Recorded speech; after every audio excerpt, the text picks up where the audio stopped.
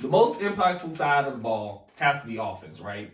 If offense makes a great play, they can scheme it up, right? Defense, they have to low-key kind of trick the offense, which is a little more difficult, and it requires a tad bit more skill, but you can scheme up an offense to score a touchdown, right? You can, okay, we're going to get him here, get him there, and you can more guarantee a touchdown or a big play versus a fumble or a scoop and score or a pick six or a safety or a block punt, things of that nature. And also, with an offensive player, if you got a quarterback, right, you draft a quarterback and they can change your entire franchise, right? You draft a quarterback like Patrick Mahomes, like Aaron Rodgers, Drew Brees, Ryan Lee.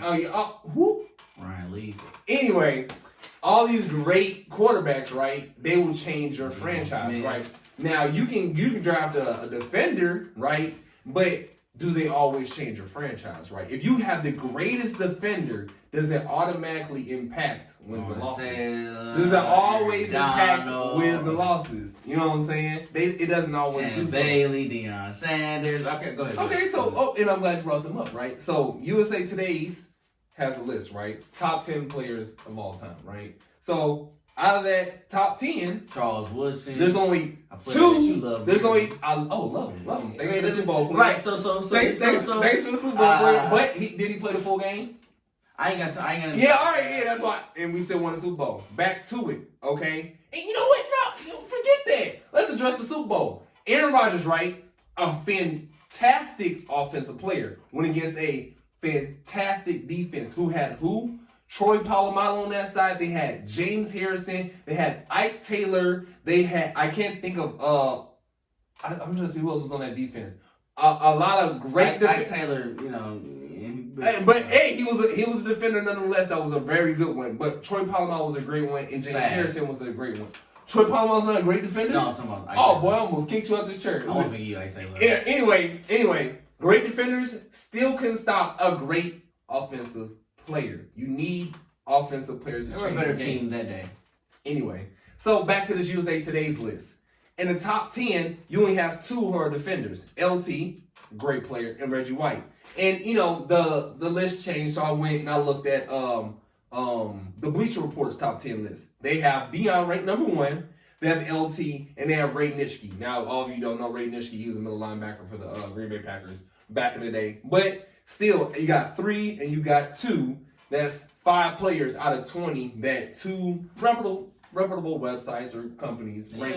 You know what I'm saying? They could have threw Ray Lewis in there. What was Ray Lewis ranked? Where was Brian Urlacher ranked? Where was these great defensive players? But you know what I'm saying? Where was these guys ranked? You know what I'm saying? So how accurate it really is this? But go ahead. Okay, so I'm gonna just disregard everything. What you said. I'm gonna tell you right now, defense makes the most impactful plays. Is the most important part of winning a championship. We all know there's a saying that goes, defense wins what? Championship. Now, you know what? I want you to answer. Defense wins what? I heard you. I don't know. I want you to say. What does the expression say, Chris? The expression says, whoever scores the more points wins. That's And how do you stop somebody from scoring points? Hey, playing good defense. Decent defense. Defense, right? Defense. So, my partner over here, he said that you have to trick the offense. Mm-hmm. I disagree. There's no such thing on defense called a trick play. But on offense, there's something called a trick play because defense is how you win. So if I can trick them, I can sneak away with 7 points. I can sneak away with 3 points. I can get a 40-yard gain. When I get a sack, that automatically throws your offense completely off. All it takes is for you to create one penalty, right? Holding penalty. Offsides. Pretty much that drive, if we play how we're supposed to play, that drive is over. Now my offense is to get on the field and we get a chance to score. Right. Defense dictates the flow of the game. If a defense is pitiful, it's going to be a track meet. If it, at least for the team. One team going to be running, another team going to be chilling. But if both defenses are trash, it's just going to be chaos. I mean, first team they get to 60 wins. Right, yeah. One right? Crazy, like with the old, was it Rams, Chiefs? Yeah, that was a good game. That was wild. But no defense. Yeah, but then they have a fantastic all-time defensive player in that game. Okay, we can go there. I mean, that's where you want to go. But at the same time, like, we all know that the league is moving toward scoring more points to make the game more interesting, right? It's not about the game. So defensive players get called for penalties 5 times the rate that offensive players get. I'll say this: they don't always deserve. I'll go out and say that they even delay a game, right? So 1-0. A hike, right? Yeah, that's right. That should be delayed game, right? And the clock will be. Yeah. But they give you an extra second because they don't want to offset the offenses so that they can score more points. Because if you get a penalty, you start behind the sticks. It's difficult for an offense. That's for you, right? You get predictable, and then you pass the ball. Yeah. So defense is the most impactful thing in a football game because you got to think about it. If I sack your quarterback, if I get a pick, if you fumble and I recover it. Just think about all those things, Chris. Those are the things we all know. The turnover battle wins the game. That is a saying. Defense wins championships and turnovers decide the game. We all know that. So don't pretend like I hear you with that. And offense sell tickets and defense win championships. Okay, but not all teams can scheme up a great defense, right? With a great defense, you usually need a great defensive player. Offense, you can have probably like you need a great offensive player to play offense. You could probably have a bunch of good offensive players, maybe like one great one, and then the rest of them y'all just need to do your job, right? Do your job. Okay. And on defense, you gotta be exceptionally well because, and we know as a DB, you're doing the same thing the receivers doing backwards, right? At the middle linebacker, you gotta be like the quarterback of the defense, and you gotta be able to hit, you gotta do all this other stuff. On offense, they're so focused on doing one thing, right? You don't have to do a lot of other stuff. And I feel like just overall, like if I can scheme up more chances than not, getting like a big play on offense, right? On defense is what I'm saying is it is impactful. Like don't get me wrong, if someone throws a pick 6, it's a blow. You feel that, but it's a bigger blow than catching a 40-yard bomb, though. But what's gonna happen more often? What can happen more often? If we we're just watching highlights, right?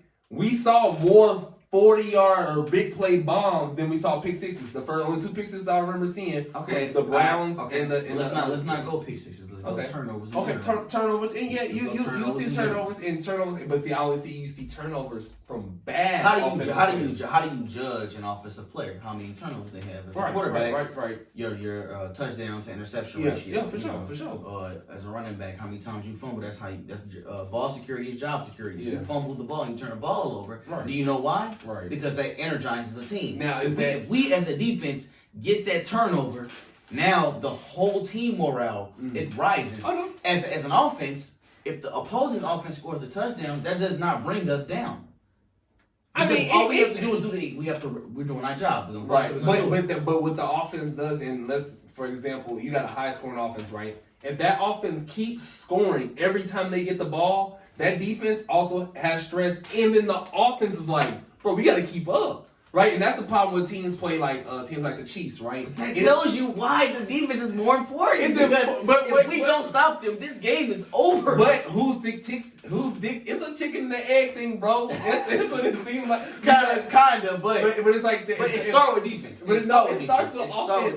If the Chiefs go out and score a touchdown, that offense on the other team is like, dude, we gotta keep up. Then the defense is like, dude, I don't know what we should do. I don't think so. I think that the offense is thinking they scored. Okay, now let's run our offense. We're gonna run. So now if they don't score, now it's 14-0. That's not impacting. Okay, but you oversimplifying it. That means that you're saying that the Chiefs is gonna score every single time, and that's but they don't. But like sometimes in the beginning of the game, when defenses still have to get into their rhythm and get things figured out. At the beginning they score. Okay, yeah, we're settled in. Let's get it done. All right, it sounds good, but I just think overall, man, offense is just they can control a game. And don't get me wrong, a great defenses are hard to find though, right? Great defenses, if you got like the Bears. I'll give you an example. The Bears, like you just said, the Bears, really, really, really good defense. Probably should be better if their offense could score more points. Yeah. But they on the field a lot. Their offense stinks. I don't know. But their defense carried them to like 4-1. Yeah. Do you know why? Because the defense. Because the defense. An offense, no, that's not the case with an offense. Okay, but let me say something now. Unless if you got Patrick Mahomes. But if and ain't nobody seen that shit. And I feel you. But if the Bears had an offense, they would be in championship contention on top of their defense, right? A team could have a great offense. 85 Bears. Now what? 85 Bears. Now what? That's different. Okay. No. 03 Ravens. Or 01 Ravens. But they had a great defense and a trash offense. A reputable offense. No. It was reputable. No. And that trash offense when Peyton Manning won with the Denver Broncos. What you gotta say about that? Well, what I'm saying, what I'm listening to. No, what? A trash offense can get you all the way up to the Super Bowl, right? Because of the defense. No, but listen, what did you just say? That trash offense that the Denver Broncos trotted out there. Brock Osweiler was starting that quarterback. But listen. That the Seahawks and the Broncos played in the Super Bowl, right? What, Trent Dilfer? No, listen. When Russell Wilson and the Legion of Boom played Peyton Manning in the Super Bowl, remember when they blew the doors off of them, right? Yeah, to be fair. They carried that offense. Everybody was like, oh, they cold, right? It was an offense that you can get away with an offense for a long time. You can't get away with no bad defense. What did you set that touchdown record?